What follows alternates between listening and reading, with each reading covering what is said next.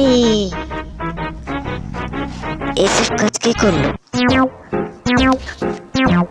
রাস্তায় কাজ ফেলে দিয়েছে। আমার ভালো সাইকেলটাকে পাংচার করলো। হ্যাঁ, আমার মুরগি এখান থেকে কে নিয়ে গেল? আজকের দিনটাই খারাপ।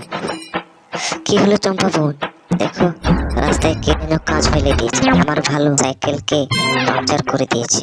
এটা কে করতে পারে? এটা নিশ্চয়ই বিকাশের কাজ। আজকে তোকে